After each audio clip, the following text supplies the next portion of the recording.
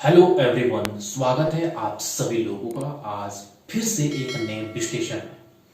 हम बात कर रहे थे एनसीईआरटी के अंतर्गत कक्षा 12 में भूगोल के संदर्भ में। भूगोल में मानव भूगोल में आज हम पार्ट 3 को देखेंगे, जिसका नाम है जनसंख्या संगठन। जनसंख्या संगठन जब लोगों के बीच किसी वर्ग विशेष को लेकर अंतर पाया जाता है, यानी कि जब व्यक्ति या व्यक्तियों के समूह में किसी वर्ग विशेष को लेकर अंतर पाया जाए, इस अंतर के आधार में इनकी तुलनाएं की जा सके, ये एक दूसरे से भिन्न हो।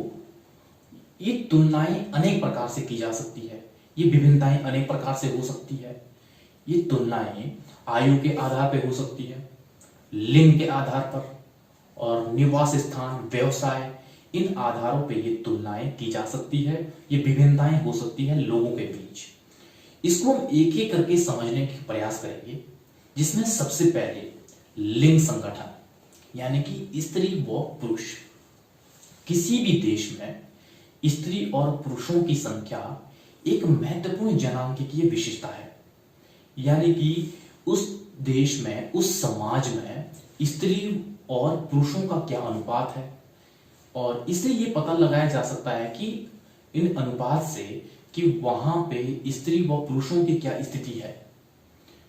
और स्त्री व पुरुषों के बीच के अनुपात को लिंग अनुपात कहा जाता है, यानी कि जो लिंग अनुपात होता है वो स्त्री और पुरुषों के बीच के अनुपात है। लिंग अनुपात भारत में प्रति 1000 पुरुषों पे स्त्रियों की संख्या द्वारा इसे व्यक्त किया जाता है, यानी कि प्रदर्शित किया जाता है, यानी कि प्रति 1000 पुरुषों पे कितनी स्त्रियों की संख्या है, यह लिंग अनुपात।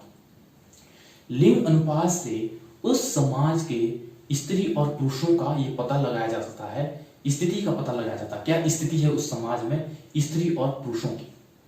यदि लिंग अनुपात निम्न हो किसी देश या किसी समाज का, तो इससे यह पता लगाया जा सकता है कि उस समाज में स्त्रियों की स्थिति काफी निम्न है, दयनीय है, इसीलिए ये लिंग अनुपात निम्न है। ये निम्न लिंग अनुपात है, ये अनेक कारणों से हो सकता है, जैसे कि उस समाज में आज भी लिंग भेदभाव विद्यमान है, और जिसमें कि महिलाओं के साथ भेदभाव किया जाता है, जैसे कि भ्रूण हत्या, स्त्री भ्रूण हत्या, आज भी ये प्रथा उस समाज में विद्यमान होगी। और स्त्रियों के साथ घरेलू हिंसाएं, और स्त्रियों की उस समाज में सामाजिक और आर्थिक स्थिति काफी निम्न होगी।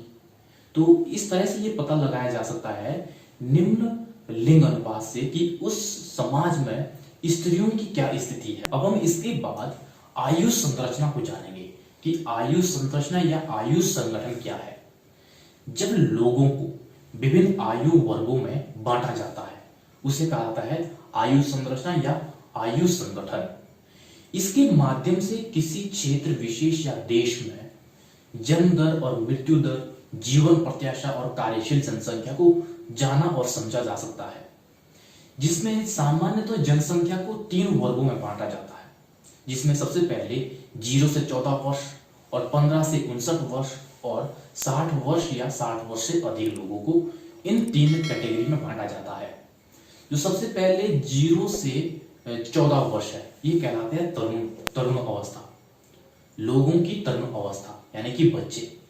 और जो 15 से 59 वर्ष के लोग हैं, इसे वयस्क वर्ग कहा जाता है, यानी कि प्रौढ़ आयु वर्ग, इसे कार्यशील जनसंख्या भी कहा जाता है। और 60 वर्ष या 60 वर्ष से अधिक ये कहलाते हैं वृद्ध।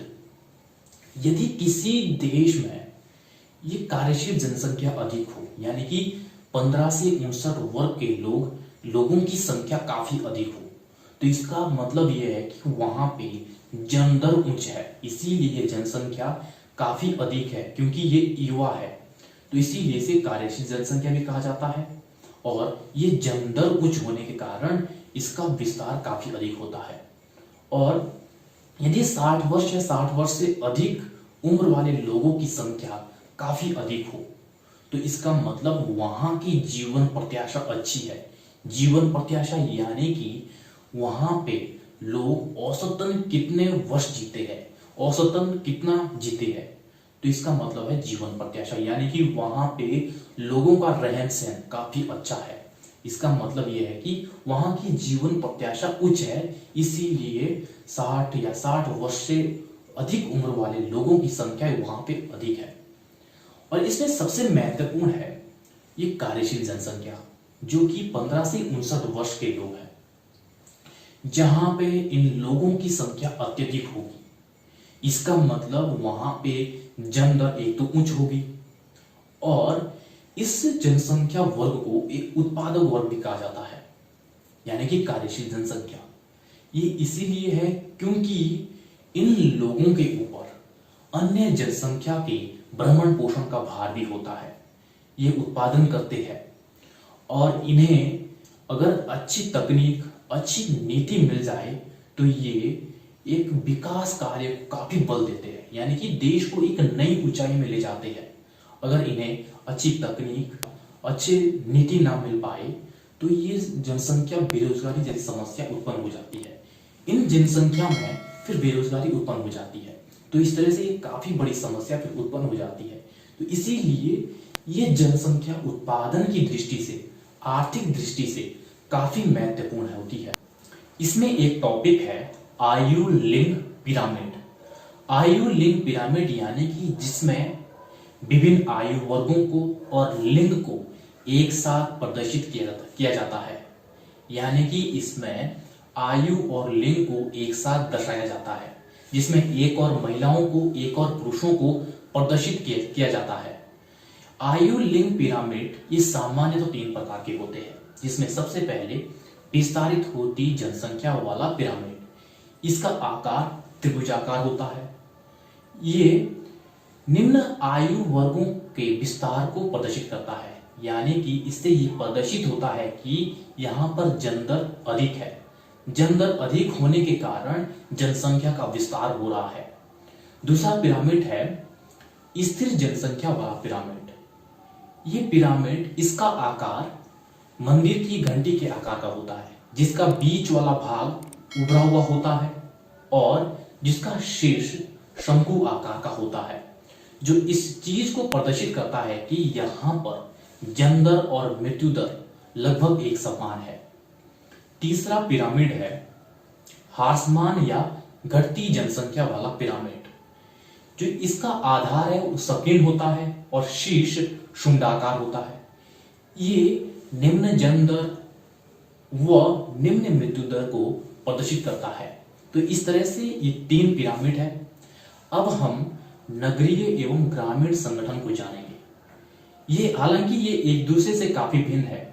ये निवास स्थान के आधार पर सबसे पहले भिन्न है और इनमें काफी विभिन्नताएं पाई जाती है, जिसमें सबसे पहले व्यवसाय के आधार पर और जनसंख्या के आधार पर भी और जनसंख्या घनत्व के आधार पर अनेक प्रकार से ये एक दूसरे से भिन्न है। इनमें असमानताएं हैं।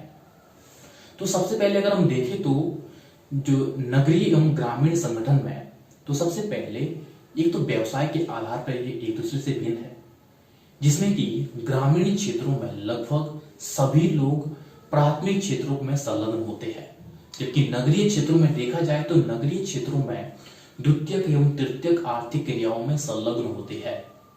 और अगर जनसंख्या की दृष्टि से देखा जाए तो जनसंख्या की दृष्टि से ग्रामीण क्षेत्रों में कम जनसंख्या पाई जाती है और नगरीय क्षेत्रों में जनसंख्या अधिक पाई जाती है। और जनसंख्या घनत्व देखा जाए, जनसंख्या घनत्व ग्रामीण क्षेत्रों में कम होता है, नगरीय क्षेत्रों में अधिक होता है। तो इस तरह से ये ग्रामीण एवं नगरीय क्षेत्र एक दूसरे से भिन्न होते हैं ये संगठन। तो इस तरह से ये निवास के आधार पर ये ग्रामीण एवं नगरीय संगठन एक दूसरे से सबसे पहले भिन्न है। इसके बाद एक टॉपिक है साक्षरता। साक्षरता यानी कि साक्षर 7 वर्ष से अधिक आयु वाले लोग जो पढ़ लिख सके और समझ सके, जिन्हें सामान्य अंक गणित का ज्ञान हो, वे साक्षर कहलाते हैं। सामान्य अंक गणित यानी कि जो जोड़ना, घटाना और गुणा भाग समझ सके। और इसके बाद अब है व्यावसायिक जनसंख्या।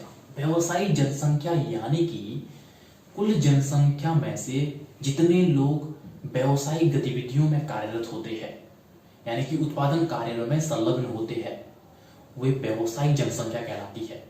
कि व्यवसायिक जनसंख्या 4 क्षेत्रों में कार्यरत होती है। जो क्षेत्रक है, सबसे पहले प्राथमिक क्षेत्रक।